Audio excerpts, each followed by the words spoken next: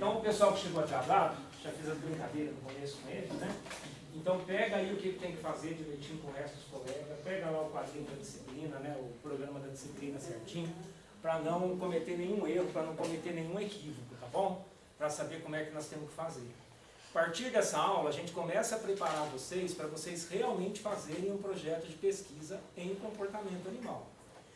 Essa nossa disciplina, a gente trata vocês como que vocês são, um profissional em formação. Vocês não são simples estudantes. Vocês estão aqui para se formar num bacharelado e o que a gente está ensinando para vocês em comportamento animal tem muito método por trás que vai ajudar vocês em qualquer área que vocês quiserem, tá bem?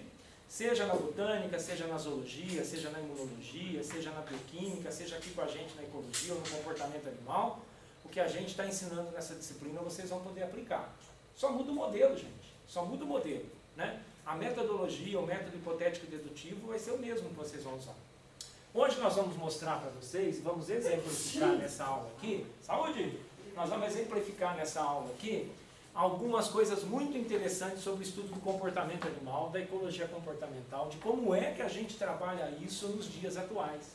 E por que que é importante a gente trabalhar comportamento do jeito que a gente trabalha.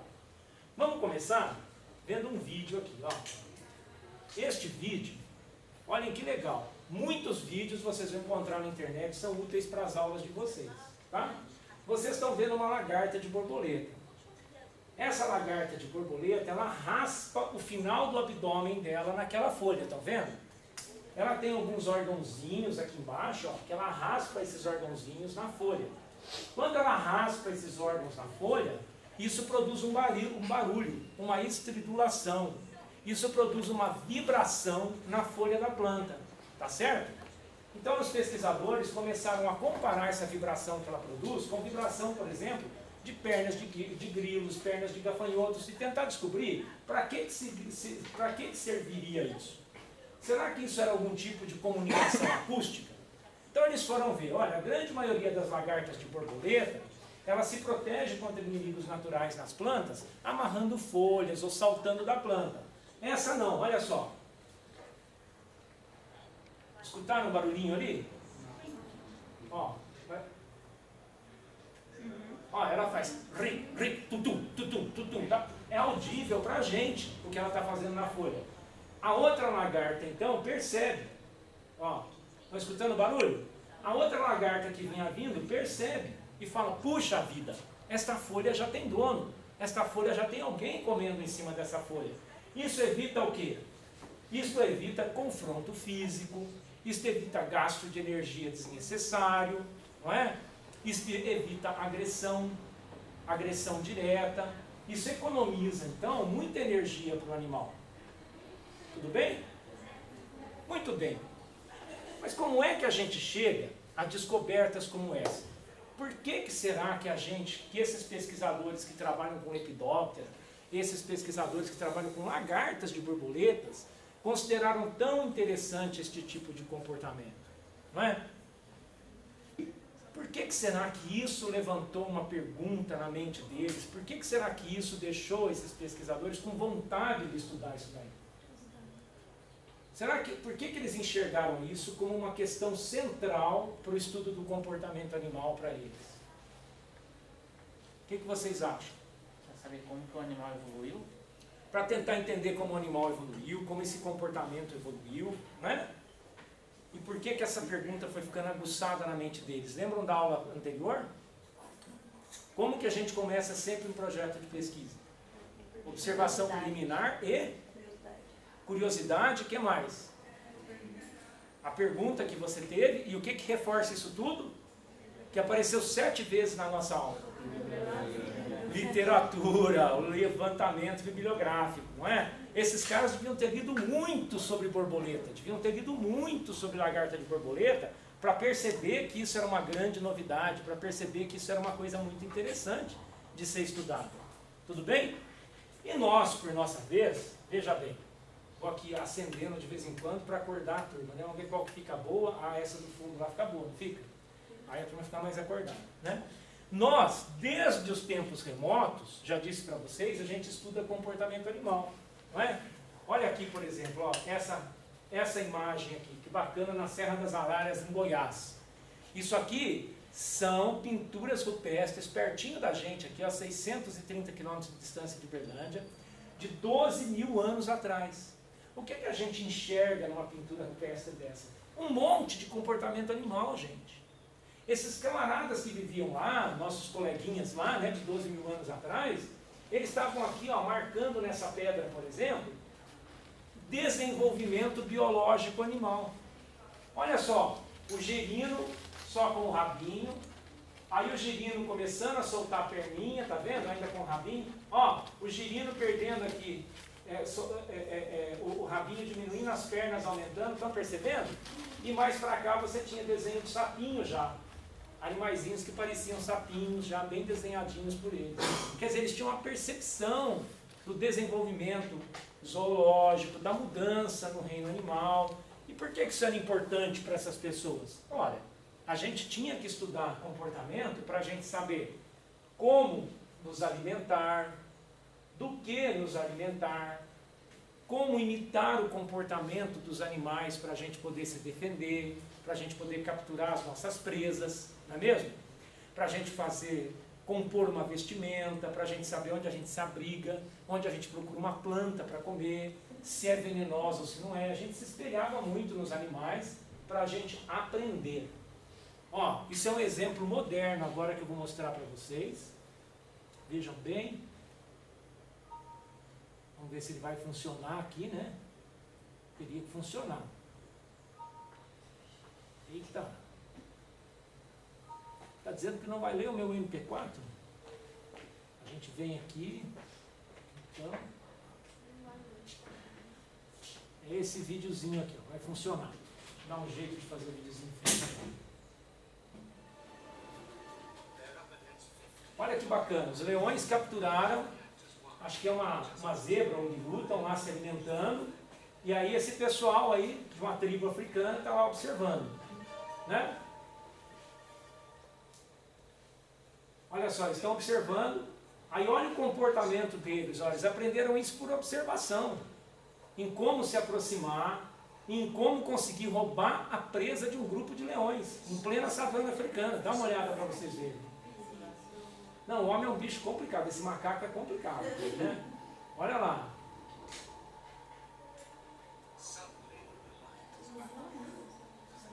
Os leões se intimidam, porque eles veem 3 coisas de 2 pernas andando na direção deles, num comportamento que não estão se intimidando, né? E os leões falam, pô, esses caras, vamos sair daqui, ó. Os leões também já devem ter aprendido que o homem é perigoso, né? E aí eles vão, não roubam a presa toda, eles pegam só um pedaço da presa. Veja para vocês verem, eles estão roubando uma perna. Os leões tudo olhando, né, com aquela cara podre. Né? Olha lá, a leoa vem indignada agora. Olha lá, ele roubou a comida sem matar o leão.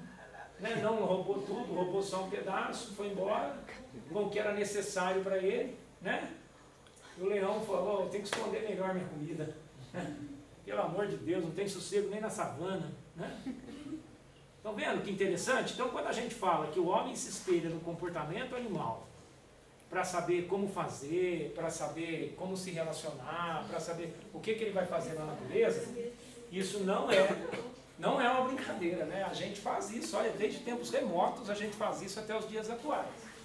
Alguma dúvida até aí ou não? Dúvida ou não? Não? Então tá bom. Então, senta que lá vem história, né? Essa é uma história muito boa, quero que vocês prestem bastante atenção, especialmente as meninas na aula de hoje, que é uma aula extremamente importante para vocês, né? Que vai ter repercussão na vida futura de vocês aí, com certeza. O rapaziada, se não quiser prestar atenção, depois vai dançar, né? O que acontece é o seguinte, esse bicho aqui é um ratinho chamado arganaz do campo, tá? Esse ratinho, em geral, é um ratinho que tem uma vida assim, a maioria dos arganazes do campo, eles têm uma vida solitária, encontra lá a fêmea, né, no grupinho lá, quando eles se reúnem para para corticópula, copula com essa fêmea, vai embora, copula com outra fêmea, vai embora. São muito poligâmicos e muito promíscuos, como a maioria dos outros ratinhos desse grupo. Acontece que esse cara aqui, ó, o arganaz do campo, tem uma espécie que é monogâmica. Essa espécie monogâmica, então, em teoria é igual a gente, né? A gente, em teoria, é monogâmico, tá? Então, essa espécie monogâmica, ela vive em tocas subterrâneas, no centro dos Estados Unidos, até o sulzinho ali do Canadá. Esse bicho aqui, ó, ele é um bicho monogâmico no meio de um grande grupo poligâmico. Então, os pesquisadores começaram a se perguntar como é que teria surgido um bicho monogâmico dentro de uma linhagem, né, dentro de um táxon, que é todinho poligâmico. Por que que esse cara é diferente dos outros? Uma pergunta interessante, não é uma pergunta interessante? E aí, é o que eu digo para vocês. Hoje em dia, a gente trabalha com comportamento animal, com ecologia comportamental, em várias frentes. Nós não trabalhamos mais como trabalhavam os behavioristas antigos, apenas observando o comportamento e tentando entender. A gente não trabalha mais como os primeiros ecólogos comportamentais da década de 1950, 1960, 70, com alguma manipulação experimental de campo ou de laboratório, tentando entender. A gente recorre hoje a outras ferramentas, estudos de endocrinologia, de fisiologia, de anatomia, de genética, todas as ferramentas que a gente tiver e a gente puder usar a nosso favor, para compreender de verdade o que está acontecendo na natureza, nós temos que usar e aprimorar o nosso estudo. Tá bem? Então esse pessoal resolveu, a primeira coisa, fazer o seguinte. Olha, vamos observar o bicho. E eles observaram uma coisa. O ratinho que encontrava uma ratinha e copulava com essa ratinha, ele tinha uma tendência, se ele copulasse mais de uma vez com a mesma ratinha, de querer ficar copulando com aquela ratinha. E não dava mais bola para sirigaitas. Entendeu? As outras ratinhas que passavam perto, piscava para ele, levantava a orelha, enrolava o rabinho, né? Ele nada, nada. Então eles começaram a pensar assim, olha, será que esse ratinho, será que essa espécie de ratinho tem alguma coisa diferente na cabeça dela, lá dentro, que seja diferente dos outros ratinhos? Foram fazer cortes anatômicos, cortes transversais, com essas técnicas aí que vocês aprendem na histologia, na embriologia, de coloração, né, de tecido, para ver o que acontecia. Descobriram o seguinte, fazendo um corte, aqui ó, tem ali um corpo caloso, septo lateral, uma comissura anterior, e uma coisa que eles descobriram, que era chamado pálio ventral. E o pálio ventral desses ratinhos, do arganaz do campo, era maior que o dos outros. Aí eles falaram, será que tem alguma coisa a ver com esse pálio ventral?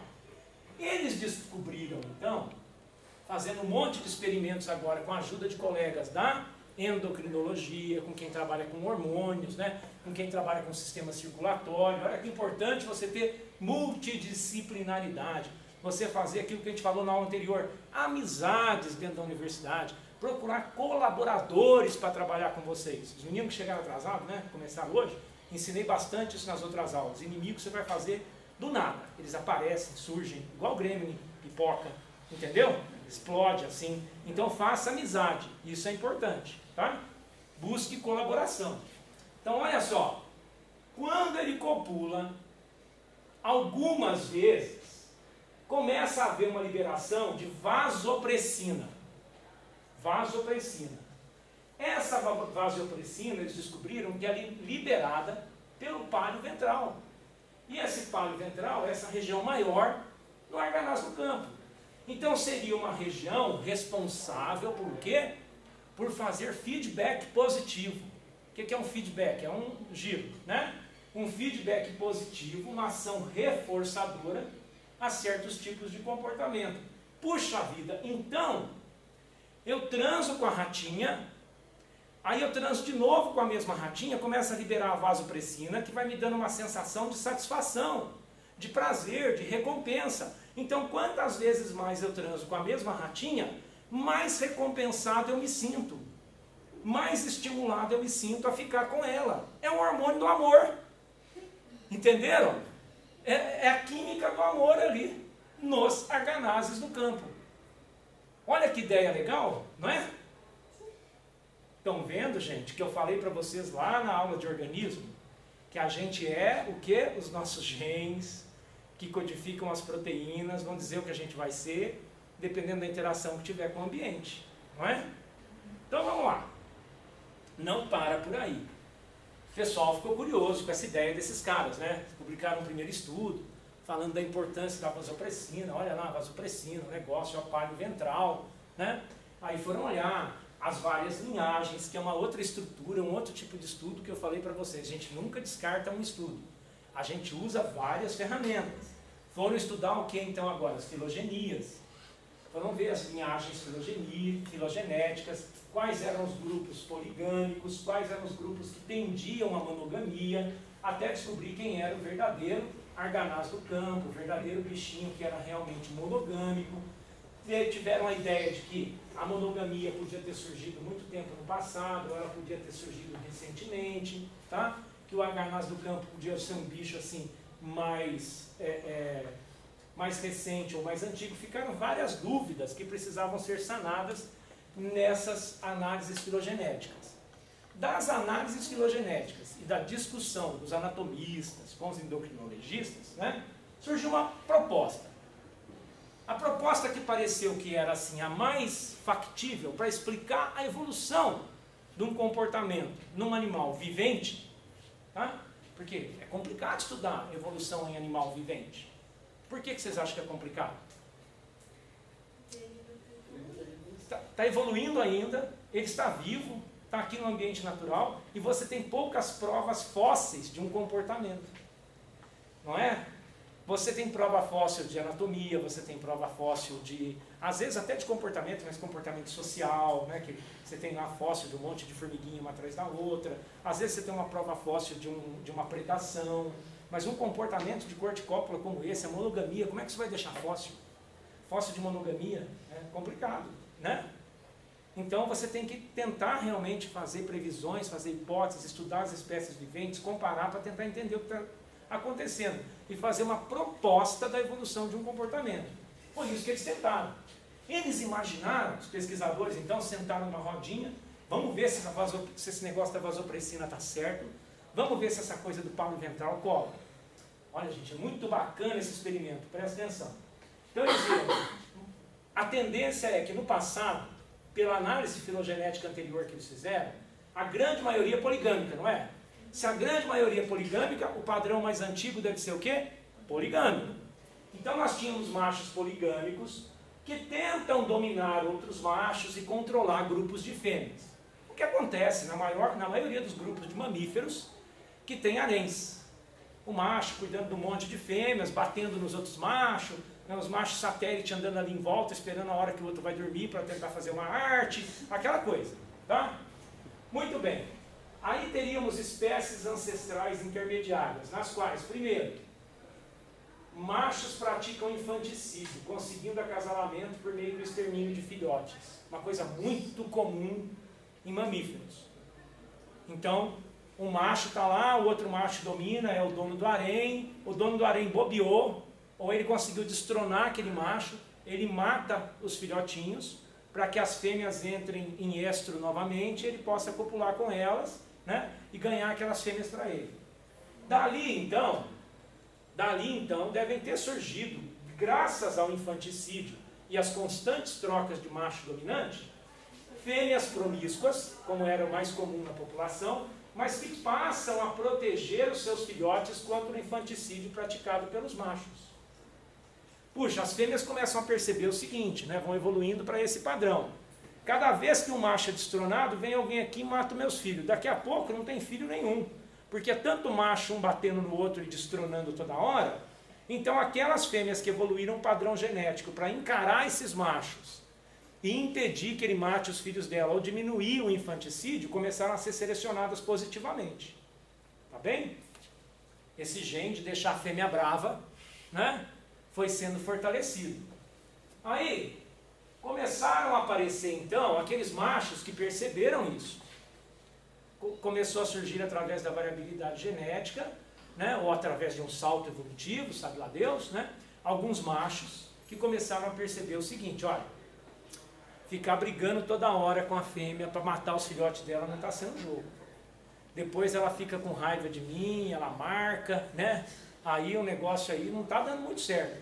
Então, se eu começar a fazer guarda da minha companheira, eu tenho aqui algumas companheiras ainda somos um tanto quanto promíscuos, mas eu tomo conta de algumas companheiras e ajudo elas a proteger os filhotinhos, né? Puxa, isso já parece que começa a ser mais negócio para mim. Eu vou conseguindo mais cópulas e vou conseguindo deixar mais filhotes. Até que surgem machos que começam a oferecer cuidado paternal. Tá? Nós ainda somos promíscuos, se uma fêmea ali bobear, eu vou lá e fico com ela, né? Mas a minha tendência é ficar aqui tomando conta da minha fêmea com os meus filhotes. É uma troca da garantia da paternidade por um serviço que eu ofereço para a fêmea. Até que surge esse grupo, né?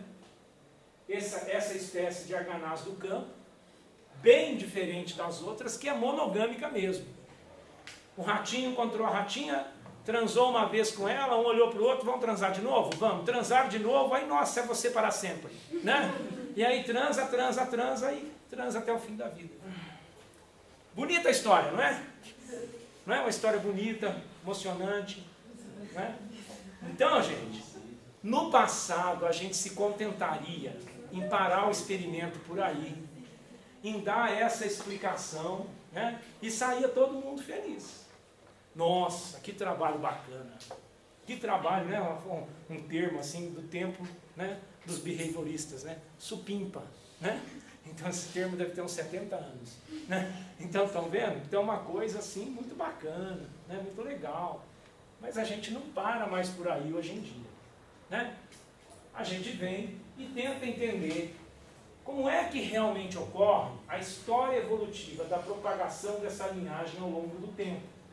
Como é que a gente vai medir os genes que sobreviveram e viveram até hoje no arganaz do campo? Como é que isso vai se transformar em mecanismos internos, fisiológicos, que fizeram aqueles adultos serem como são, provendo e criando novos jovens que vão propagar aqueles genomas, até que a gente chegue a essa evolução contínua da monogamia no arganaz do campo. Para a gente poder entender isso, só tem um jeito: manipulação experimental e forte investimento em conhecer realmente a fundo as bases genéticas daquele comportamento. Gente, eu acho fantástico quando o ecólogo comportamental arruma um geneticista legal e ambos trabalham num objetivo comum. Saem trabalhos como esse daí. Um grande grupo de pesquisadores, gente. Tem mais de 8 autores, vocês viram ali, só no trabalho publicado. Imagina o grupo de apoio que está por trás. Então, grandes trabalhos, trabalhos que vão a fundo, são trabalhos que realmente tem muita gente envolvida. Isso é uma coisa muito importante para a gente se perceber hoje, em biologia, em ecologia, em matemática, em física, em química, em qualquer área. Não existem mais grandes heróis. O herói da física, o herói da matemática, o herói da biologia. Não. Agora existem pessoas capazes de fazer grandes projetos no qual eles fazem uma grande gestão, onde nessa gestão ele é capaz de unir as pessoas em torno de um objetivo comum e todos são heróis. Porque uma pequena contribuição pode mudar toda a compreensão de um processo evolutivo. Né? Uma pista que um aluno de doutorado, que um aluno de mestrado, às vezes que um aluno de C dá, pode mudar a compreensão de toda uma teoria. E a gente tem que estar humildemente aberto a ouvir todos. Nenhuma ideia é idiota, nenhuma ideia é imbecil. Né?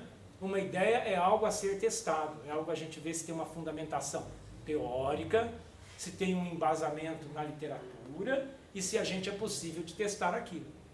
Então alguém lá no grupo falou, essa vasopressina, dentro desse palho ventral, tem um gene que codifica isso.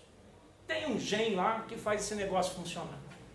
Os caras foram atrás e descobriram que no arganaz do campo tem um gene chamado AVPR1A.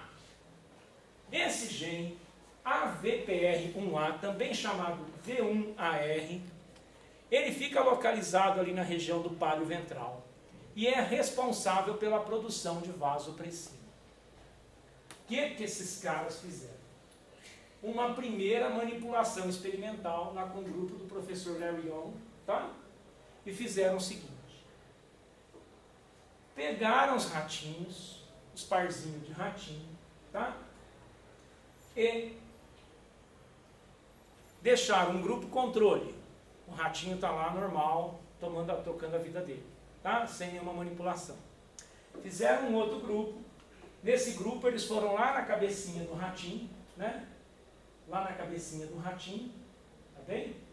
E colocaram uma cópia adicional do gene AVPR1. Pegaram a seringuinha, foram lá e colocaram mais gene AVPR1 no pálio ventral do ratinho.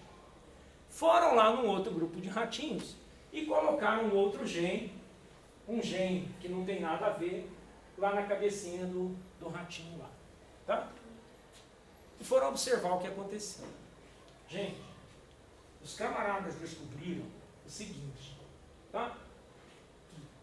Quando os ratinhos tiveram que escolher entre ficar mais tempo com uma fêmea familiar ou com uma fêmea desconhecida, se eles tinham o gene AVPR1, eles preferiam ficar com a fêmea familiar. Se eles recebiam mais desse gene AVPR1, eles preferiam ficar mais tempo ainda com a fêmea familiar do que com a fêmea desconhecida. Então esse parece que era realmente o gene da fidelidade. Aí, para ter uma prova definitiva da coisa, o que esses camaradas fizeram? Pegaram um ratinho de outro grupo, um ratinho que não tem nada a ver com o arganaz do campo. Foram lá no arganaz do campo, pegaram o gene AVPR1, tá? Meteram esse gene AVPR1 na cabeça de um ratinho, lá no pálio ventral de um ratinho, tá? Que nunca foi monogâmico na vida dele. O grupo inteiro dele era todo mundo poligâmico, todo mundo ali, vida louca, entendeu? Tá? Aí pegaram o controle e fizeram o que no controle? Colocaram outro gene que não tinha nada a ver com a coisa. Quem recebeu o gene que não tinha nada a ver com a coisa, continuou ali com um comportamento inalterado. Quem recebeu o gene AVPR1, olha aqui, ó, o tempo gasto com aconchego, o tempo gasto em querer ficar com a mesma fêmea, o tempo gasto em querer transar com aquela fêmea que estava ali pertinho dele, a tendência em se tornar monogâmico. Gente, os caras comprovaram, através de manipulação experimental, através de comparação de análises filogenéticas, através de cortes histológicos, através de experimentos genéticos, que um gene codificava um comportamento altamente especializado num grupo de animais viventes. Olha que bacana, gente. Fantástico isso, né? Olha o tipo de experimento que a gente faz hoje em comportamento animal e ecologia comportamental. Professor, isso está ao meu alcance? Está ao alcance de qualquer um de vocês aqui, ó. É só ter uma ideia, uma boa literatura, encontrar um bom modelo, né?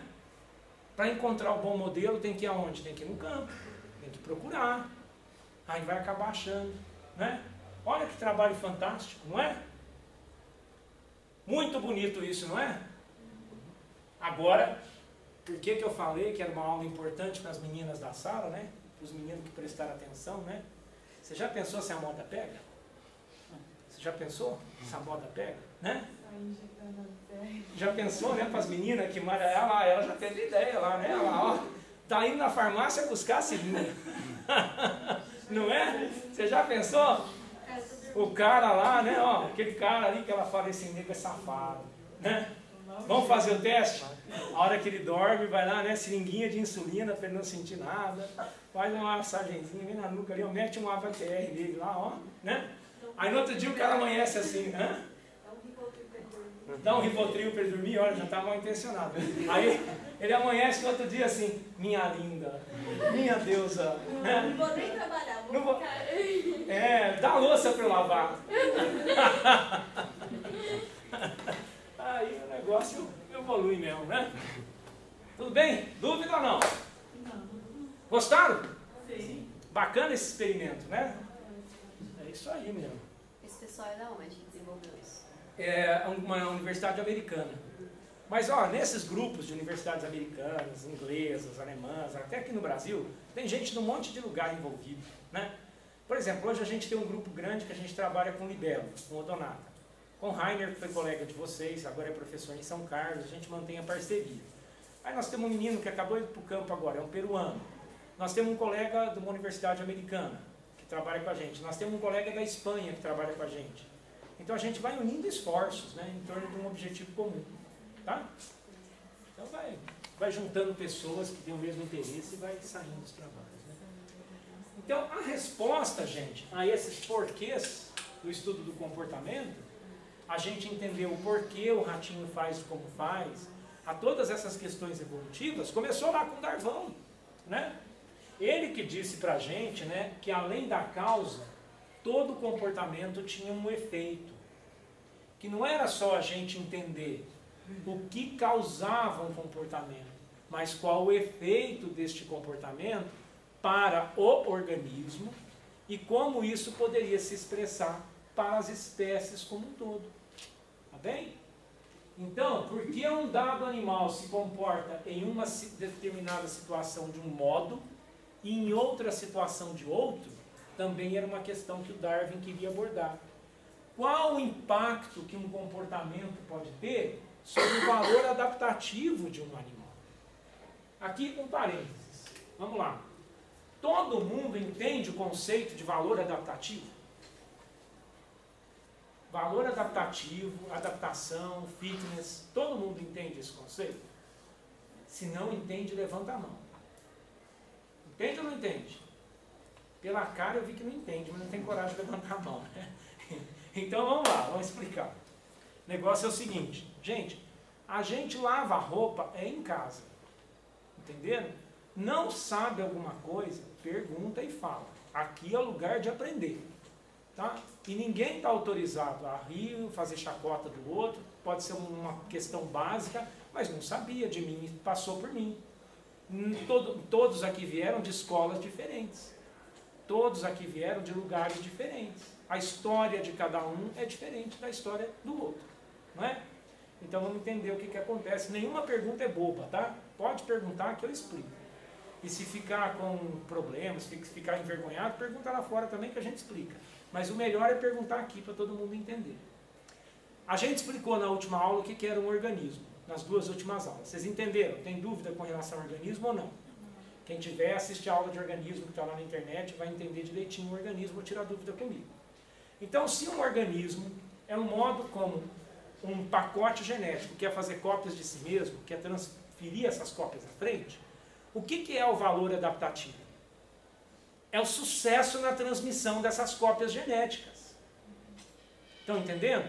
Então, eu digo que um animal, ou uma planta, ou uma bactéria, ou um vírus, seja lá o que for, que ele tem mais sucesso adaptativo do que o outro, à medida em que ele consegue passar mais pacotinhos genéticos para frente, que tem chance de fazer cópias de si mesmos, ou tem chance de se propagar na natureza. Ou seja, deixando bem claro para vocês, eu tenho 3 filhos, então minha F1 é 3. Ah, professor, então o senhor fez 3 filhos, então o valor adaptativo do senhor é 3? Ainda não. Eu tenho uma promessa de valor adaptativo 3. Se os meus 3 filhos são reprodutivamente viáveis, já aumentou a minha chance. Os 3 são reprodutivamente viáveis, não tem nenhum infértil, então já aumentou a minha chance. Como é que vai confirmar o meu valor adaptativo 3? Na medida em que cada um desses meus filhos tiver pelo menos um filho. Digamos que só um dos meus filhos tenha um filho. Então só valeu de um. Quem não teve filho era a mesma coisa que não ter existido, porque não passou meu gene para frente. E o meu objetivo darwinista é de passar os genes para frente. Não é? Tudo bem? Tem até um menino meu lá que não quer ter filho, ele falou assim, pai, você fica sossegado, eu vou num banco de doação de esperma, vou doar, o senhor vai ter um monte de filho por aí, de neto por aí, o senhor não vai nem saber quem é, mas esparramou o gene. Eu olhei para ele e falei assim, faz sentido. Faz sentido. Não, mas no nosso caso, vocês sabem, né, que nós somos uma espécie extremamente social, extremamente cultural. Então, para nós, não basta você passar os seus genes para frente. Você ainda tem que ter interação fenotípica de transformar aquele gene no pensamento que você deseja. Nós agimos assim, não é?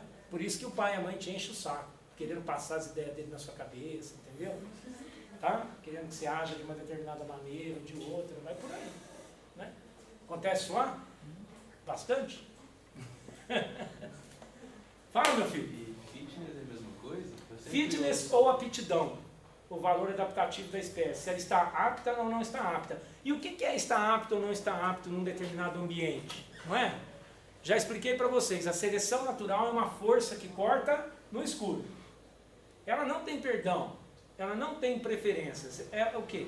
Aquilo que está bem adaptado nesse momento vai ter mais chance de deixar descendência ou menor chance de morrer e deixar mais descendência futura. Então, aquilo que está mais apto hoje tem um fitness maior, tem um valor adaptativo maior. Aquilo que está menos apto hoje tem menor chance de confirmar o seu fitness, de confirmar o seu valor adaptativo, de demonstrar aptidão. E assim a seleção natural vai excluindo genes ou mantendo genes na população. Está claro? Professor, Pode perguntar. quais seriam as diferenças básicas de um estudo comportamental em animais e de um estudo de biologia comportamental humana? Olha, basicamente, ele pode ser feito da mesma maneira. Você pode fazer um trabalho como esse que a gente fez, que eles fizeram na Garnaz do Campo, no humano? Pode. Mas como que você vai fazer? Puxa, existem comitês de ética para a gente trabalhar com esse tipo de estudo. Tem alguns desses estudos que você jamais vai poder fazer em humano, porque você pode causar uma alteração genética grave, você pode causar um desequilíbrio endocrinológico, você pode causar um monte de problemas no organismo que você está testando. Então existe o comitê de ética para animais e existe o comitê de ética para humanos. Então eles vão ver se você vai usar uma determinada droga, como é que vai ser essa droga, o que ela vai causar no animal, se vai causar sofrimento, se não vai, se vai causar no humano, se não vai causar sofrimento, entendeu? Se é mesmo necessário usar aquela droga, qual a quantidade. Até para trabalhos que não envolvem uso de químicos, até para trabalhos pura e simplesmente de observação, de manipulação experimental observacional, você precisa de uma análise e um outro olhar de um comitê de ética. Porque, por exemplo, você pode fazer algumas manipulações experimentais que você não usou química, não usou nada, mas elas podem ser psicologicamente muito agressivas. Você pode causar um trauma num animal irrecuperável, ou você pode, no caso de humanos, causar um trauma, causar um constrangimento, causar um problema psicológico futuro numa população que você está experimentando. Então, tudo isso depende de comitê de ética, depende de autorização, depende do conhecimento de estudos prévios. Né? Por exemplo, olha que absurdo, nós já tivemos no passado gente que fez experimento de behaviorismo, de psicologia experimental com humanos, no qual o bebezinho nasceu e foi impedido de ver a face humana durante 6 ou 7 meses, se não me engano, porque os pais queriam testar se o sorriso era inato ou aprendido. Gente, isso é crueldade, entendeu? Assim como em outras áreas da biologia, nós temos que ter noção da ética. Eu não posso fazer um trabalho com libelo, que eu vou na lagoa do Caça-Pesca fazer o trabalho com libelo, por exemplo, e coleto e sacrifico 1000 indivíduos.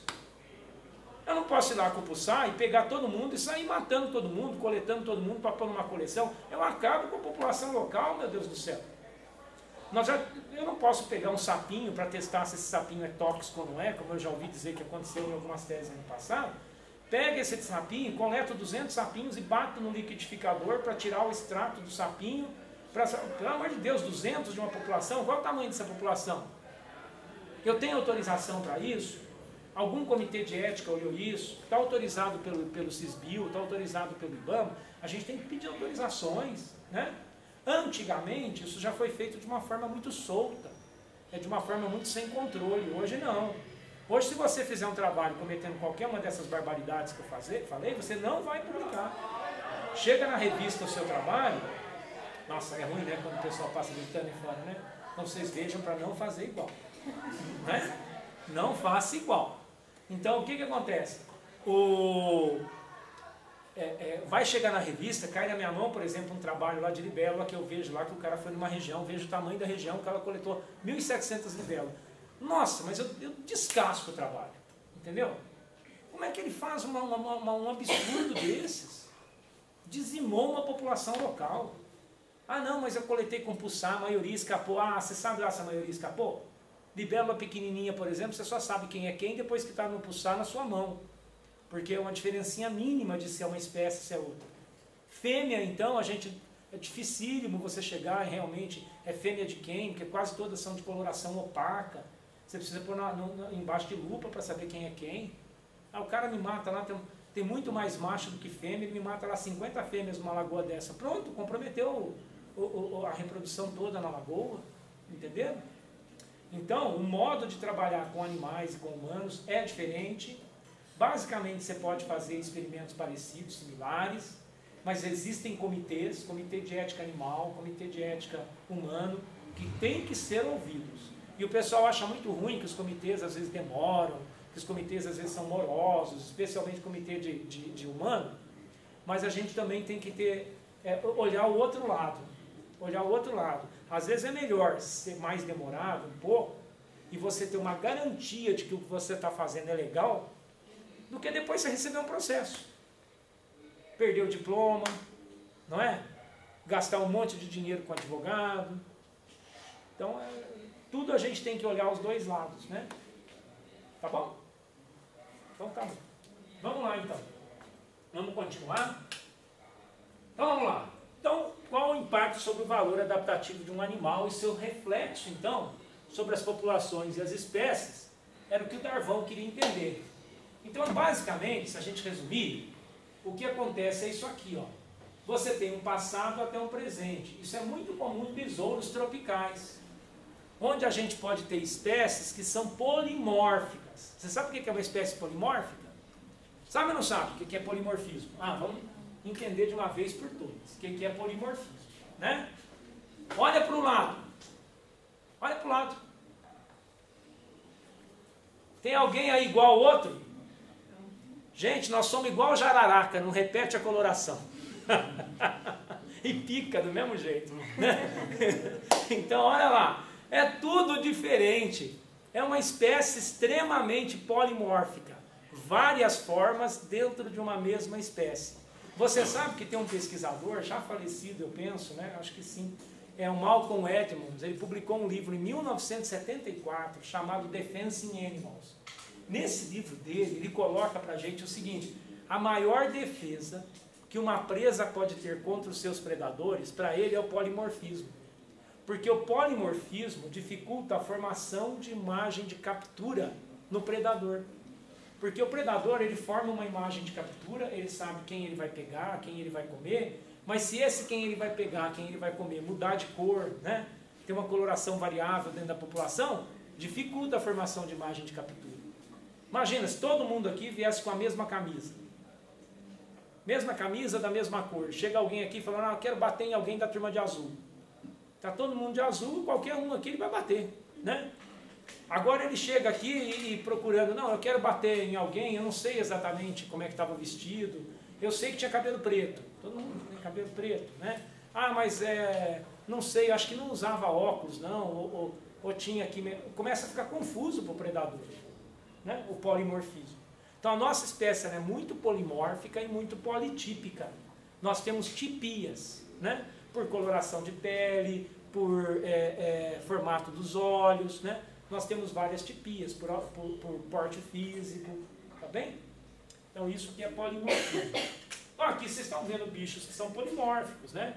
O que acontece, por exemplo, agora vai entender o valor adaptativo de uma vez por todas. Imagina que a gente tivesse 50% de joaninhas com bolinha preta, 50% de joaninhas sem bolinha preta. E apareceu um predador lá nessa região que é especialista em comer joaninha com bolinha preta. O que vai acontecer ao longo do tempo? As joaninhas com bolinha preta, mesmo aquelas que deixarem mais filhos, vão acabar ao longo das gerações sumindo daquela população. Enquanto a outra, que ele não reconhece como uma presa, vai aumentando a sua população naquela espécie. É isso que acontece basicamente com os pacotes gênicos, com os genzinhos. Tá? Porque aqui existe o gene para ter bolinha preta e aqui existe o gene para não ter a bolinha preta. Tudo bem? Mas isso aí é um exemplo extremo. Tá? Porque de verdade na natureza, isso aí dificilmente vai acontecer. Por que dificilmente vai acontecer? Porque existe um outro tipo de seleção genética, que é aquilo que a gente chama de seleção apostática, ou apostasia, que é a seleção que favorece formas raras. Nossa, professor, tem uma seleção que favorece formas raras? Sim. Então, por exemplo, a fêmea tem uma tendência a escolher a forma rara, o diferente, para ficar com ela, para copular, porque pode ser que ali tenha uma variabilidade diferente, uma variabilidade específica que lhe confira uma vantagem no futuro. Entenderam? Seleção apostática ou apostasia. Entendeu? Então aquela menina linda que você vê, que você correu atrás o tempo inteiro, a hora que você vê ela com aquele esquisito, é a apostasia. Entendeu? Você olha passando e fala lá, uma seleção apostática. Aí vão te processar, vão falar que você está falando algum absurdo, não é? Não, é só seleção apostática, tá bom? Dúvida até aí ou não? A cara que ele fez de, agora eu entendi. É isso aí, cara. Assim é a vida. Dúvida ou não? Então vamos lá, vamos continuar. Muito bem. Já, não, alguém ligou um gravador ali em cima, né? Em cima tem esse barulhão? Jesus amado. Vamos lá. Na próxima a gente vai trazer microfone, vamos combater isso. Porque na aula passada tinha um cara que gritava aqui do lado, né? Agora nessa tem o cara do microfone lá em cima. Vamos ter que combater também, né? Seleção natural. Megafone aqui, né? Então, professor... Vamos lá, o método hipotético dedutivo, olha lá, vamos lembrar ele. Então a gente tem o que? Lá no caso do organásio, que o Darwin ensinou pra gente, né? A gente tem hipótese ou hipóteses, atrás das quais a gente vai bolar as nossas previsões, nossas premissas, nossos pressupostos, que vão levar a gente até uma dedução, se aquela hipótese está correta, se aquela hipótese não está correta.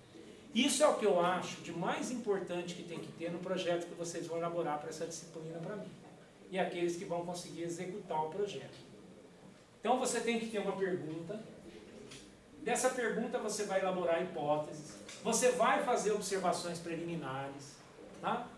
Você vai ler sobre isso para você depois elaborar uma metodologia que permita você testar essas previsões, testar esses pressupostos, para você fazer uma análise estatística e entender, né, você deduzir se o que você imaginou está correto, se o que você imaginou não está correto. Tá? Tudo bem até aí? Certinho? Certo mesmo, gente? Tudo bem? Tá? Olha, por exemplo, ontem eu estava andando pelo Campo Santa Mônica. Aí eu cheguei nesses postinhos de luz bonitinho que eles colocaram, sabe? Que é o postinho assim com um chapeuzinho, né? É 2 chapeuzinhos, já repararam? Para lá e para cá. Aí um chapeuzinho do lado de cá da calçada caiu. Caiu, quebrou, roubaram, sei lá o que aconteceu. Não tinha o chapéu. Tinha só os buracos no chapéu. Aí tinha um professor do curso de artes e ele estava assim, nossa, olha que bem-te-vi bonito, pequenininho, né?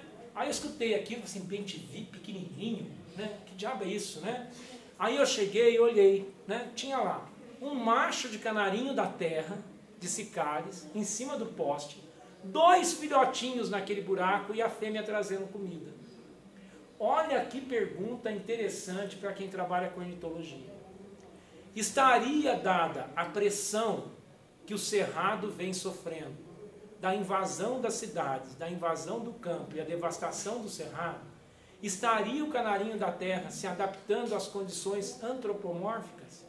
Se adaptando ao habitat humano e migrando para as cidades? Será que ele está modificando o seu comportamento, deixando de construir aqueles ninhos em cestinhos que eles fazem e passando a viver dentro de construções humanas? Será que há uma possibilidade do canarinho da terra desbancar o pardal? Hein? Desbancar as pombinhas? Já pensaram? Né? Porque imagina, o cocô da pomba ou o cocô do canarinho da terra, já vale a pena você ter mais canarinho da terra. Não é? Não é verdade? Além do que, é mais bonito, canta mais. Né? O bicho é lindo, vocês já viram ele? O canarinho da terra, o bicho é lindo. Né? Olha quanta pergunta interessante. Aí a gente tem que ter hipótese, previsão, pressuposto para testar, né? Certo? Então vamos lá. Bom, uma coisa muito importante que eu tenho sempre que dizer isso para vocês. Presta bastante atenção. Se quando alguém te perguntar sobre o teu trabalho, tá?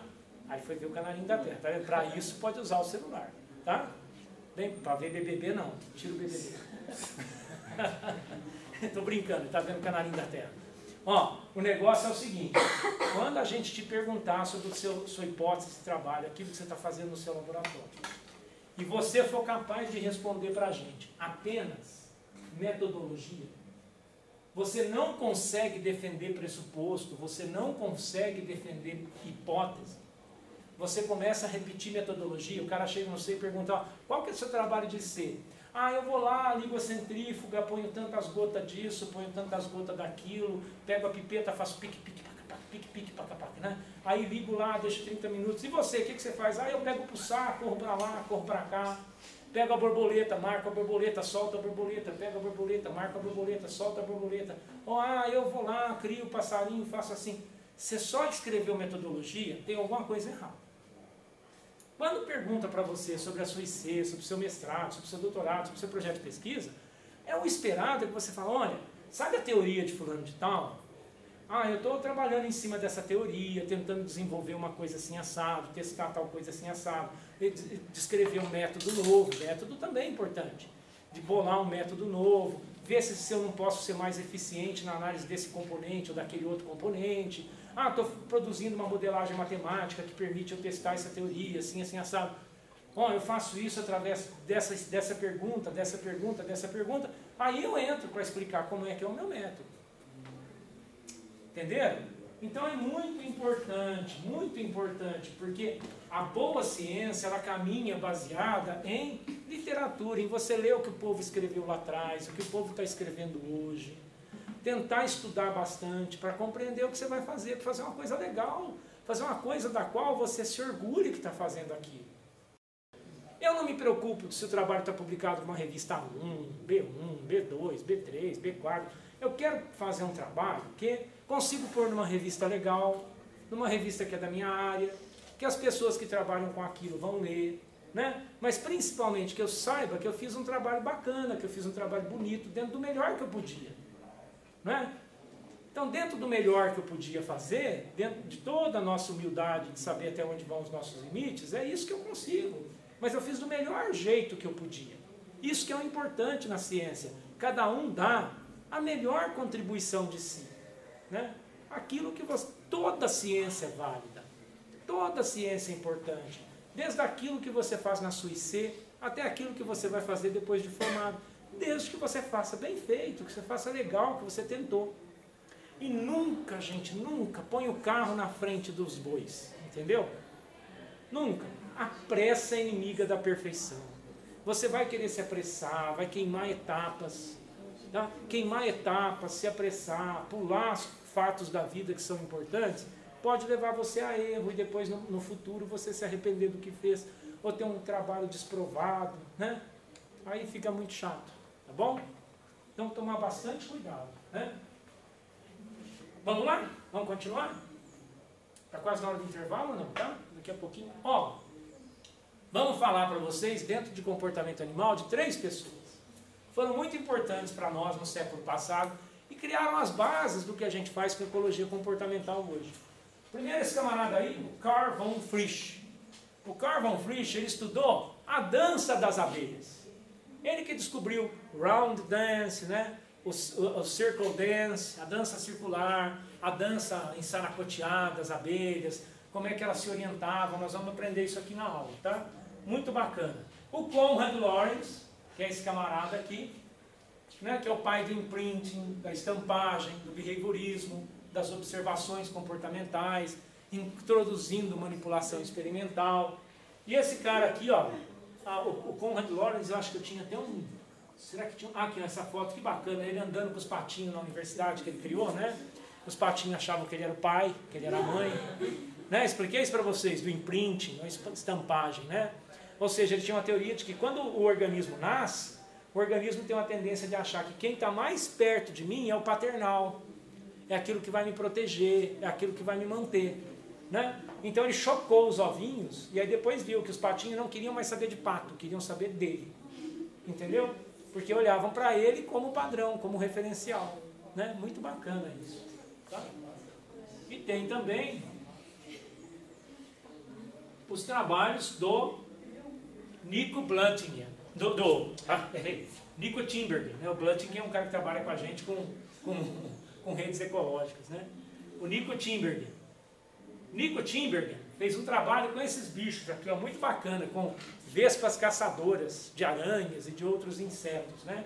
Ele via que nesse mundão de meu Deus a vespa ia, pegava lá uma presa, trazia essa presa, faz um buraco no solo, aí ela enterra a presa nesse buraco do solo, aí ela põe um ovo em cima dessa presa, aí a vespinha fecha o buraco, vai embora e volta com mais presas e sabe exatamente onde é o buraco. Olha que coisa louca. Aí ele fez um experimento, né, com essas vespas caçadoras de aranha, olha só. Tá vendo? A vespa pega uma aranha. Como é que ela faz com essa aranha? Ela então pega a aranha, paralisa a aranha com o veneno dela, um veneno neurotóxico, coloca essa aranha no buraco, põe o ovo. O ovinho dela, gente, começa a se alimentar das partes musculares da aranha, das partes esqueléticas da aranha, das partes viscerais da aranha, deixa para comer o sistema nervoso por último. Então a aranha é paralisada e comida viva. Imagina isso com um filme de Alien, né? Tá? Os aliens estão aqui, entendeu? Olha que bicho terrível, terrível, porque não tem freezer, tem que fazer isso. Vai comendo aos poucos, devagarinho. Aí dali empupa uma larva e nasce uma outra vespa. Né?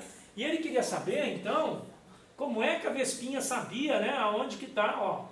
Olha ela pegando aqui a aranha, vamos ver se o filme funciona, olha lá. Como é que ela sabe onde que está a aranha, olha.